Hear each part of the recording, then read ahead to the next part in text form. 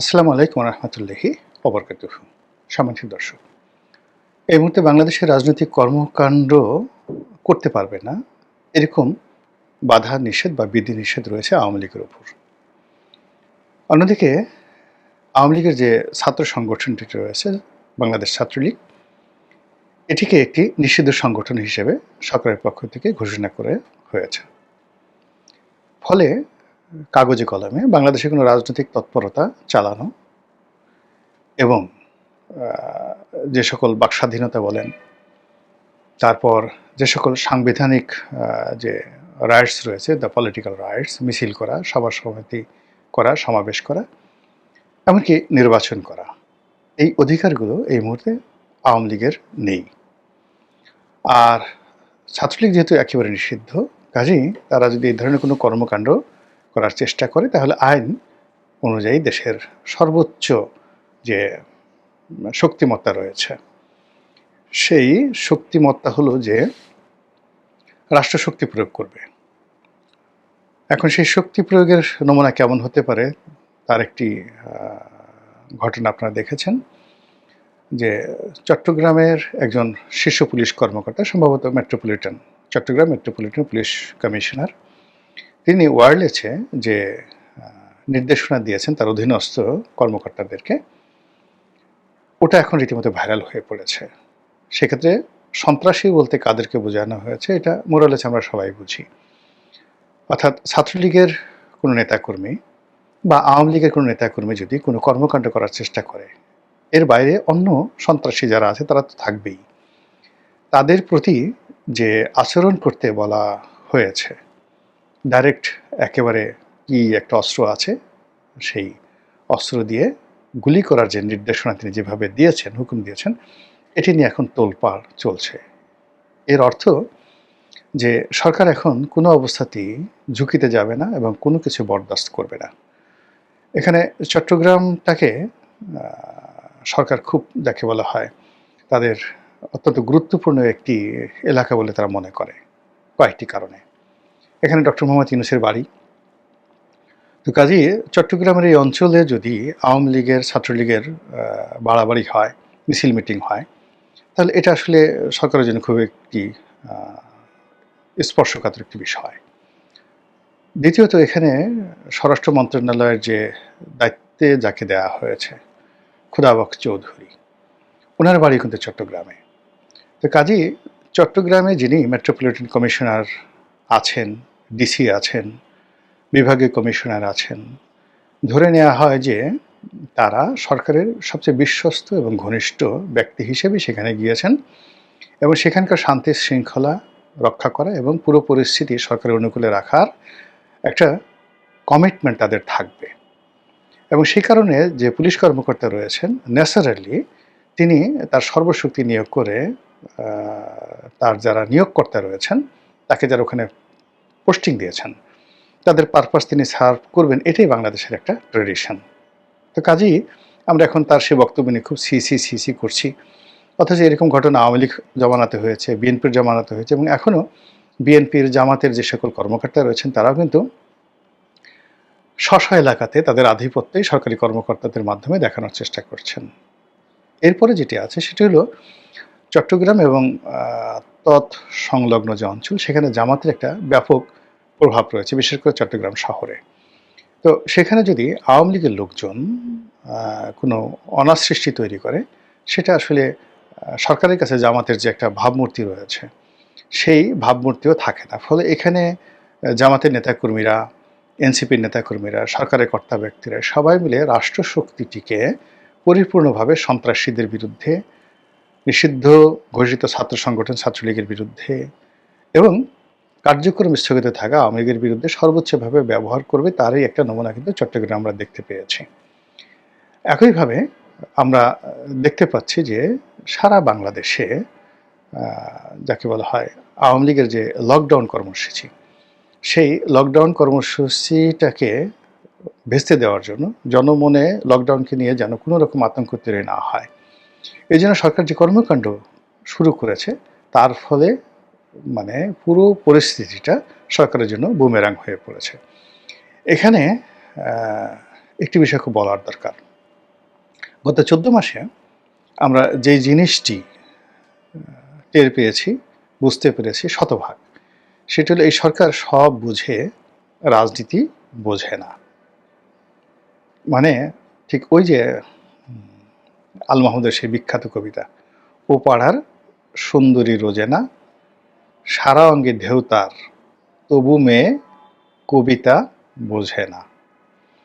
তো এই কবিতার মতোই পলিটিক্যাল একটি চেয়ারে বসে সরকার সবার আগে যেটি বোঝার দরকার ছিল সেটি হলো রাজনীতি, সেই রাজনীতি বোঝে না। ফলে কি হলো, এই সময়টিতে একটি যাকে বলা হয় মানে অগ্রহণযোগ্য একটি তথ্যগত ভুল, কিংবা ধরুন একটা বোগাসবো প্রকৃতির থ্রেট, এটাকে সরকার যেভাবে নিজ হাতে ম্যাটেরিয়ালাইজ করছে, নিজ হাতে এটাকে একেবারে মশলা দিয়ে মাখাচ্ছে, পাকাচ্ছে, কাবাব বানাচ্ছে, উপাদেয় খাবার তৈরি করে আওয়ামী লীগের মুখে তুলে দিচ্ছে। আওয়ামী লীগ তো মহা খুশি। এর কারণ হলো, আপনাদের একবার মনে আছে যে বিএনপির জমানাতে আব্দুল জলিল সাহেব সে একটা ট্রাম্প কার্ড ঘোষণা করেছিলেন।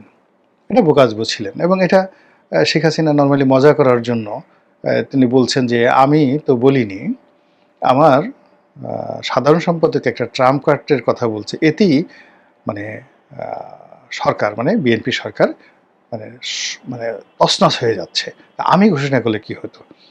এবং ওই দিন দেখা গেল যে অনেক বড় পত্রপত্রিকাগুলো যারা সরকার সমর্থক তারা প্রচার করা শুরু করলো, ওই দিন এটা হবে, 10 লক্ষ লোক ঢাকা শহরে আসবে, ওই এনজিওর মাধ্যমে টাকা দেওয়া হচ্ছে, ইত্যাদি ইত্যাদি। পরে ঘটনার দিন দেখা গেল যে 500-600 লোকও শহীদ মিনারে আসলো না। এরকম এখন এই যে লকডাউন যে কথাটি প্রথমে জাহাঙ্গীর কবির নানক বললেন যে 13 তারিখে লকডাউন, তো 13 তারিখে লকডাউন কেন দেওয়ার কথা হয়েছিল, যে ওই দিন একটা আদালতের রায় ঘোষণা হবে শেখ হাসিনার বিরুদ্ধে ইত্যাদির বিষয়ে আদি নিয়ে। এখন এটা আসলে আমার কাছে মনে হচ্ছিল যে এইভাবে লকডাউন কথাটা অতটা ভেবে চিনতে বলেনি, হয়তো শাটডাউন যাকে বলা হয় বলার চেষ্টা করেছিলেন, কিন্তু মুখ দিয়ে লকডাউন বের হয়ে গেছে। এমনি ইদানিং বয়স হয়ে গেছে জাহাঙ্গীর কবির নানক সাহেবের, তার কথায় জড়তা আছে, আর তিনি এমনি আসলে সভামঞ্চে ভালো বক্তব্য করেন, কিন্তু টেলিভিশনের সামনে তারপর ক্যামেরার সামনে ওইভাবে ভালো মতো সাজিয়ে গুছিয়ে কথাবার্তা বলতে পারেন না। ইংরেজি উচ্চারণ যথেষ্ট দুর্বল আছে, আরবিতে একেবারেই পারে না। একবার এই যে পবিত্র ঈদুল আজহা এই শব্দটি উচ্চারণ করতে গিয়ে তিনি যখন স্থানীয় সরকার মন্ত্রী ছিলেন, কি একটা কেলেঙ্কারি ঘটিয়ে ফেলেছিলেন, তিনি উচ্চারণই করতে পারেননি। তো তার এই উচ্চারণগত সমস্যা রয়েছে। তো কাজেই তিনি যে শাটডাউন কথাটা বলতে চেয়েছেন, আমার কাছে যেটা মনে হচ্ছিল সেটাকে বলে ফেলছেন লকডাউন। এ কারণে আসলে লকডাউন বলতে যেটি বোঝায় সেটা হলো আপনি ঘরে বসে থাকেন, আপনি গ্রাম থেকে ঢাকা আসবেন, তারপরে আবার ঢাকা থেকে আপনি বের হয়ে রাস্তায় মিছিল মিটিং করবেন, এটা আসলে লকডাউন বলে না। লকডাউন মানে আপনি যেখানে আছেন সেই জায়গায় থাকুন। তা আওয়ামী লীগ আসলে সেটা চাচ্ছে না। আওয়ামী লীগের যারা নেতাকর্মী তারা যে কাজটি করার চেষ্টা করেছে সেটা হলো কমপ্লিট ঢাকা শহরকে শাটডাউন করে দিন, ঢাকা শহরকে বন্ধ করে দিন। কিন্তু এই যে তারা লকডাউন কথাটা বলল, এই কথাটা মানে সরকারের যারা লোকজন রয়েছে তারা এত সিরিয়াসলি নিল, তারা মোটামুটি লকডাউন ঘোষণা করে দিল যে লোকজন যেন ঘর থেকে না বের হয়। আমি 12 তারিখ বিকেলবেলা এই ভিডিওটি করছি। তো এই সময়টার মধ্যে সরকারের যে তৎপরতা দেখলাম, তাতে সরকার এই যেখানে যেখানে আওয়ামী লীগের লোকজন আছে সন্দেহভাজন, তাদেরকে ঝেঁটিয়ে শহর থেকে বিদায় করে তারপরে তাদেরকে ঘরে পাঠাতে চাচ্ছে। তারপর যারা অবাধ্য হয়ে রাস্তায় নামার চেষ্টা করছে তাদেরকে ধরছে, আর নিজেরা এমন হম্বিতম্বি করছে যার ফলে কি হচ্ছে, সারা শহরে সারা দেশে একটা ভীতি ছড়িয়ে পড়েছে। আমি গতকাল অনেক রাতে ঢাকা শহরে ঘুরেছি, দেখলাম পুরো ঢাকা শহর খালি, সন্ধ্যার পর থেকে খালি, রাতে তো বলাই বাহুল্য। আর আজকে এই যে সময়টাতে যে ভিডিও করছি, আমার অফিসের আশেপাশে বলতে গেলে সবচেয়ে ব্যস্ততম এলাকা পল্টন এলাকা, এখানে মানে একেবারে খালি, লোকজন নেই। এটা মোটামুটি সরকার বাহাদুরের বদৌলতে আওয়ামী লীগ এই মানে তাদের যে লকডাউন সেটাকে শাটডাউনের দিকে নিয়ে গেছে। পত্রপত্রিকাগুলো ভীতি ছড়াচ্ছে, যেখানে সরকার বলছে যেমন কোনো রিপোর্ট করা যাবে না ভীতি ছড়ানোর জন্য। এখন কোন সেই অফিসের সামনে কে পেট্রোল ঢাললো, কে বাস পোড়ালো, এগুলোকে এমনভাবে প্রমোট করা হচ্ছে যে চারিদিকে এটা ভীতি ছড়িয়ে দেওয়া হচ্ছে এবং আওয়ামী লীগের লোকজন এখানে খুব মজা পাচ্ছে।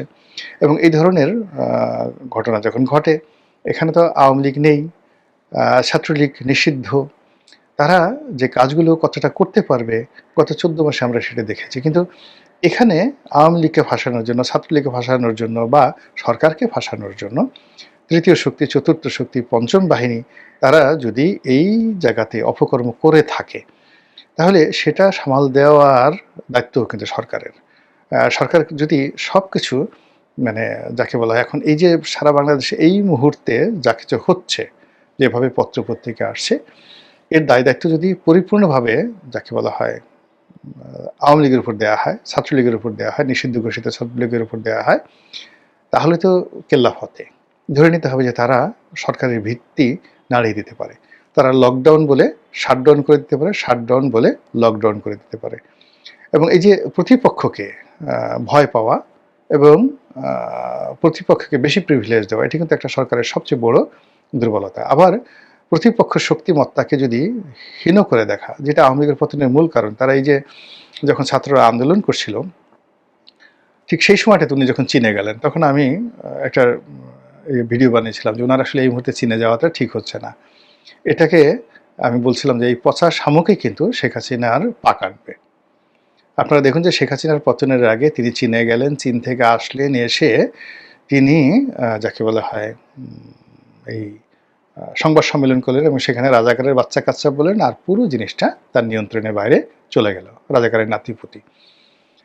তো উনি যখন চীনে যাবেন পরিকল্পনা হলো, তখন আমি বললাম যে ওনার এই চীনে যাওয়াটা ওনার জন্য বুমেরাং হয়ে যাবে। আবার উনি যখন আসলেন, আমি বললাম যে উনি ওখান থেকে অপমানিত হয়ে আসছেন, কাজেই এই মুহূর্তে তার সংবাদ সম্মেলন, প্রতিবার যেভাবে এসে তিনি সংবাদ সম্মেলন করেন, তো এইবার তার এই সংবাদ সম্মেলন করাটা ঠিক হবে না। কিন্তু দেখেন সেই কাজটি করতে গিয়ে নিয়তির কোন পর্যায়ে চলে গেছে। এবং পুরো আন্দোলনটি সেই একদম খুব কাছের থেকে দেখেছি। আমি যেহেতু তখন একেবারে রাজপথের একজন সাধারণ কর্মী ছিলাম, প্রতিদিন রাতেই টকশো করেছি, সরকারের একেবারে যাকে বলা হয় মানে টার্গেট, মানে নাম্বার ওয়ান টার্গেট, মানে যাকে বলে আমার যদি পরিচিত ফেস না হতো তাহলে আমার ভাগ্য হয়তো ইলিয়াস আলীর মতো হতো। তো ওই পর্যায়ে আমি একের গভীরভাবে রাজপথকে যেভাবে দেখেছি, এবং আপনারা দেখেন যে সর্বশেষ দুটো টকশো যেটা রাজপথকে মানে একেবারে রীতিমতো রাজপথের কোর্স অফ অ্যাকশন চেঞ্জ করে দিয়েছিল, সেটা হলো চ্যানেল আইতে বিচারপতি মানিকের সঙ্গে যে টকশোটা হয়েছিল দীপ্তি চৌধুরীর সঞ্চালনায়, আমার সঙ্গে জাস্টিস মানিক এবং দীপ্তি চৌধুরী।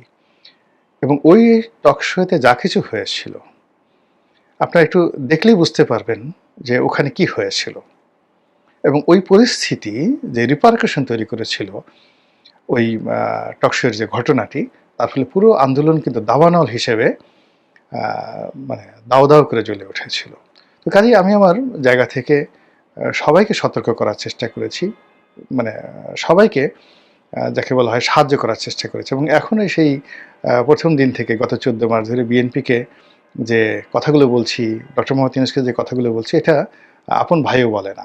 তো এখন এই যে বর্তমান যে অবস্থাগুলো হচ্ছে, এই অবস্থাতে সরকার এই যে লকডাউন নিয়ে, শাটডাউন নিয়ে যে কাণ্ড কারখানা করছে, এবং সরকারে যারা আপনজন, একান্ত আপনজন স্টেক হোল্ডার আছেন, বিভিন্ন পত্র পত্রিকা, সাংবাদিক, যারা চায় যে ডক্টর মোহাম্মদ ইউনূস দীর্ঘদিন থাকুক, বিভিন্ন রাজনৈতিক দলের নেতৃবৃন্দ যারা ডক্টর মোহাম্মদ ইউনূসের খুব কাছাকাছি, তারা এখানে সান্ত্বনা না দিয়ে, কাউন্টার রাজনৈতিক প্রোগ্রাম না দিয়ে, উল্টো রাষ্ট্রশক্তিকে ব্যবহার করে যে ভয় ভীতি তৈরি করছে, এর ফলে সরকার যে ভয় পেয়ে যাচ্ছে, এটাই আওয়ামী লীগের জন্য একটা নতুন উল্লাস তৈরি করবে, আনন্দ তৈরি করবে। তারা একটা ফুর্তি, একটা ইস্যু পেয়ে যাবে। এবং তাদেরকে যারা মানে মাথায় করে নাচছে ভারত, তারাও চিন্তা করে পেয়ে গেছে, এবং আগামীতে এই ধরনের কর্মকাণ্ড করতে তারা আরও বেশি মানে স্বাচ্ছন্দ্য বোধ করবে। এবং আজকে আমি যে ভিডিওটি করলাম, লকডাউন আগামীকাল, আপনারা লিখে রাখেন, এখানে কিছুই হবে না, কিছুই হবে না।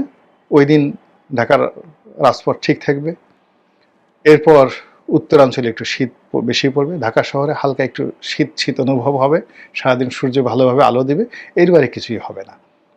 আর আজকে মানে দেখা যাচ্ছে এই যে আমরা যে সরকারকে যে উত্তেজিত অবস্থায় দেখছি, সরকার আজকে সারাটা রাত আতঙ্কে কাটাবে এবং আতঙ্ক কাটার পরে কালকে সকালবেলা যখন দেখবে কিছুই ঘটে না, তখন এই যে ৩-৪ দিন বা ১ সপ্তাহের যে তাদের ক্লান্তি, এই ক্লান্তিতে তাদের অনেকের যাকে বলা হয় নিউমোনিয়া হয়ে যাবে, অনেকের জ্বর হবে, অনেকের পেট খারাপ হয়ে যাবে। টেনশনে তো মানুষের পেট খারাপ হয়ে যায়। আর মধ্যখানে আওয়ামী লীগ তখন দূর থেকে হাসবে যে কী একটা কথা বললাম, একটা লকডাউন একটা কথা বললাম, এটা ভালো মতো বুঝলেও না, উল্টে ফেলে নিজেরা দৌড়াদৌড়ি করে একেবারে সব কিছু শেষ করে ফেলো। স্যাহ, এইভাবে কি দেশ চালায়? দেখো না আমরা কীভাবে চালিয়েছি। এভাবে বসে দিল্লিতে বসে বসে তারা হাসতে থাকবে। মহান আল্লাহ আমাদের সবাইকে হেদায়েত দান করুন এবং হেফাজত করুন। আসসালামু আলাইকুম ওয়া রাহমাতুল্লাহি ওয়া বারাকাতুহু।